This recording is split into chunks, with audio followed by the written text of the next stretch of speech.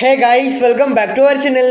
Recent days లో IPL impact player rule గురించి చాలా వరకు టాక్స్ నడుస్తున్నాయి. అసలు ఈ రూల్ మంచిదా కాదా, దీని వల్ల ఉండే అడ్వాంటేజెస్ ఏంటి అండ్ డిసడ్వాంటేజెస్ ఏంటి, ఈ రూల్ కి ఎవరు సపోర్టివ్ గా ఉన్నారు, అలానే ఎవరు ఎగ్నెస్ట్ గా ఉన్నారు, ఈ రూల్ కారణంగా ఐపీఎల్ లో జరిగిన చేంజెస్ ఏంటి, ఈ రూల్ ని అప్కమింగ్ సీజన్స్ లో కంటిన్యూ చేస్తారా లేదా, ఓవరాల్ గా ఇంపాక్ట్ ప్లేయర్ రూల్ గురించి ఈ వీడియోలో డీప్ గా డిస్కస్ చేద్దాం. ఇలాంటి ఐపీఎల్ ఇంట్రెస్టింగ్ కంటెంట్ మీరు మిస్ అవ్వకూడదు అనుకుంటే మన ఛానల్ ని సబ్స్క్రైబ్ చేసి పక్కనే ఉన్న బెల్ ఐకాన్ ని ఆల్ లో పెట్టుకోండి.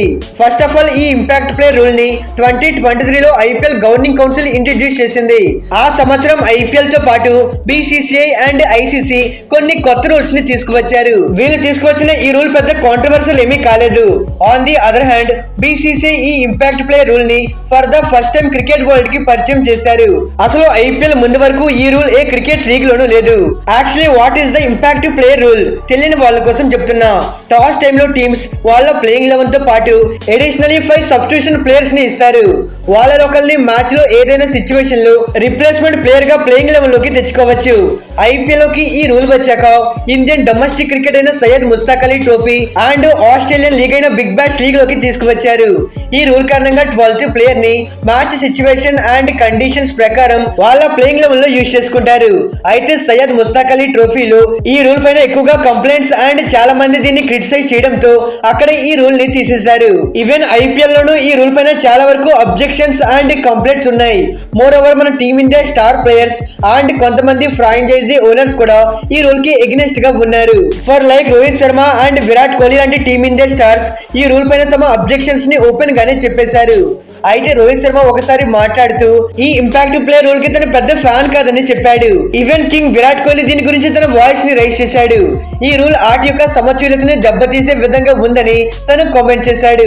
కొన్ని డేస్ బ్యాక్ జరిగిన ఓనర్స్ మీటింగ్ లో Delhi Capitals team co owner ginger panther దీనిపైన కామెంట్ చేశాడు.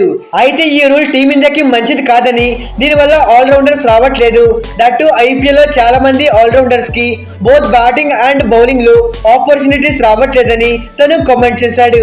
కొంతమంది ఈ రూల్ కి అపోజింగ్ గా ఉన్నప్పటికీ ఆన్ ది అదర్వైజ్ మరికొంతమంది ఈ రూల్ కి సపోర్టివ్ వేలో మాట్లాడుతున్నారు. రీసెంట్లీ రవిచంద్రన్ అశ్విన్ దీనిపైన కామెంట్ చేశాడు.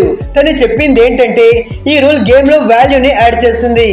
అయితే చాలా మంది ఈ రూల్ వల్ల ఆల్రౌండర్స్ కి అవకాశాలు రావట్లేదని చెప్తున్నారు. కానీ కరెంట్ జనరేషన్ లో ప్లేయర్స్ అంతా బ్యాటింగ్ ఆర్ బౌలింగ్ ఒక్క దానిపైన మాత్రమే కాన్సన్ట్రేట్ చేస్తున్నారు. దట్టు ఈ రూల్ వచ్చాక చాలా మంది యంగ్స్టర్స్ కి టీమిండియాలో ఛాన్సెస్ వచ్చాయి. For example Shahbaz Ahmed, Shivam Dube and Dhruv Jurel, ఇలా చాలా మంది youngsters as a impact player గా వచ్చి తమను తాము ప్రూవ్ చేసుకున్నారు. ఈ విధంగా అశ్విన్ కామెంట్ చేశాడు. ఈ విధంగా చాలా మందికి డిఫరెంట్ ఒపీనియన్స్ ఉన్నాయి. ఈ రూల్ వచ్చాక ఐపీఎల్ లో ఏమైనా చేంజెస్ జరిగాయి అంటే డెఫినెట్లీ జరిగిందని చెప్పాలి. లాస్ట్ 2 సీజన్స్ నుండి మనం ఒక డిఫరెంట్ ఐపీఎల్ ని చూస్తున్నాం. ఎందుకంటే బిఫోర్ ఐపీఎల్ 2023 మ్యాచెస్ అన్ని ఒక స్టేజ్ కి వచ్చేసరికి ఎవరు గెలుస్తారో ఎవరు ఓడిపోతారో మనకు ఒక క్లారిటీ ఉండేది. అలానే మిడ్ సీజన్ వచ్చేసరికి ఏ టీమ్స్ ప్లేయర్స్ కి వెళ్తారు అనేది కూడా ఒక ఐడియా ఉండేది. కానీ ఈ రూల్ వచ్చాక లాస్ట్ 2 సీజన్స్ నుండి ప్రతి మ్యాచ్ చాలా క్లోజ్ అండ్ ఇంట్రెస్టింగ్ గా జరుగుతున్నాయి. లాస్ట్ సీజన్ నుండి most of the matches last over last ball వరకు జరిగిన సిచ్యువేషన్స్ ని కూడా చూస్తున్నాం. దీని కారణంగానే లీగ్ స్టేజ్ లాస్ట్ మ్యాచ్ జరిగే వరకు ఏ టీం క్వాలిఫై అవుతారో కూడా చెప్పలేకపోతున్నాం. అయితే 2023 సీజన్ లో RCB versus GT last league match వరకు ముంబై టీం ప్లేఆఫ్స్ కి క్వాలిఫై అవ్వలేదు.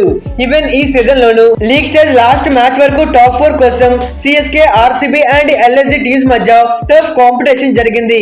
లాస్ట్ 2 సీజన్స్ నుండి లీగ్ ఇంత కాంపిటేటివ్ గా ఉండడానికి మేజర్ రీజన్ ఈ ఇంపాక్ట్ ప్లేయర్ రూల్ అనేది చెప్పుకోవాలి. ఎందుకంటే టీమ్స్ కి ఇంపార్టెంట్ టైమ్ లో ఒక ఎక్స్ట్రా క్వాలిటీ బౌలర్ కావాలనుకున్నా, లేదంటే 9 వికెట్లు పడ్డా కూడా ఒక పవర్ హిట్టింగ్ చేయగలిగే ఒక క్వాలిటీ బ్యాటర్ కావాలనుకున్నా వాళ్ళు ఈ ఇంపాక్ట్ ప్లేయర్ ని యూటిలైజ్ చేసుకుంటున్నారు. మరి ఈ రూల్ ఎవరికి అడ్వాంటేజ్ అండ్ ఎవరికి డిసడ్వాంటేజ్ అన్న విషయానికి వచ్చేస్తే, ఫస్ట్లీ ఈ రూల్ డొమెస్టిక్ యంగ్స్టర్స్ కి చాలా అడ్వాంటేజ్ అనే చెప్పుకోవాలి. ఎందుకంటే యూజువల్ గా టీమ్స్ 11 ప్లేయర్స్ ని వాళ్ళ ప్లేయింగ్ 11 లో ఆడిపిస్తారు. వాళ్ళకి ఒక సాలిడ్ ప్లేయింగ్ 11 ఉండేటప్పుడు ఒక ప్లేయర్ ని డ్రాప్ చేసి మరో యంగ్స్టర్స్ కి ఛాన్స్ ఇవ్వడం అంటే పాసిబుల్ అయ్యేది కాదు. కానీ ఈ రూల్ వచ్చాక చాలా మంది యంగ్స్టర్స్ కి ఇంపాక్ట్ ప్లేయర్ రూపంలో ఆపర్చునిటీస్ వచ్చాయి.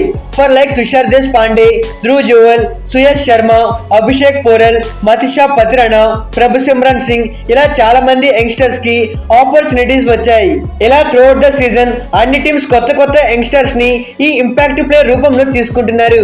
ఈ రూల్ వల్ల డిసడ్వాంటేజెస్ ఏంట్రా అన్న విషయానికి వచ్చేస్తే ఓన్లీ కన్సల్ట్ ఆల్ రౌండర్స్. ఈ రూల్ కారణంగా ఆల్ రౌండర్స్ కి ఛాన్సెస్ రావట్లేదని మేజర్ గా చెప్తున్నారు.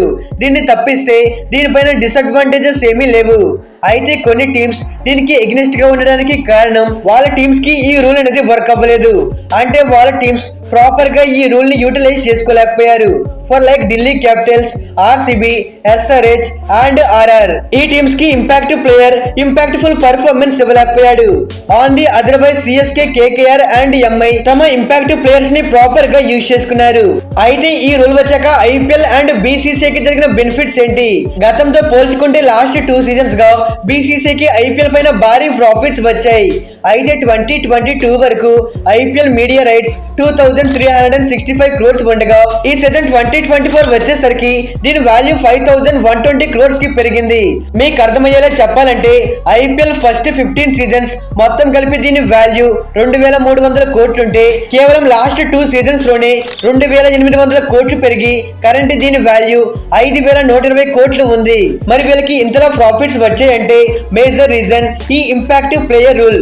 ఎందుకంటే దీనివల్ల మ్యాచెస్ చాలా ఇంట్రెస్టింగ్ గా జరుగుతున్నాయి. మ్యాచెస్ ఇంట్రెస్టింగ్ గా జరిగితే భారీ స్థాయిలో వ్యూవర్షిప్ పెరుగుతుంది అండ్ ఆటోమేటిక్లీ యాడ్ రెవెన్యూ కూడా పెరుగుతుంది. దీని కారణంగానే బీసీసీఐకి భారీ ప్రాఫిట్స్ వచ్చాయి. వాళ్ళకి ఇంతలా ప్రాఫిట్స్ వస్తున్నప్పుడు ఈ రూల్ ని రిమూవ్ చేస్తారని మీరు అనుకుంటున్నారా?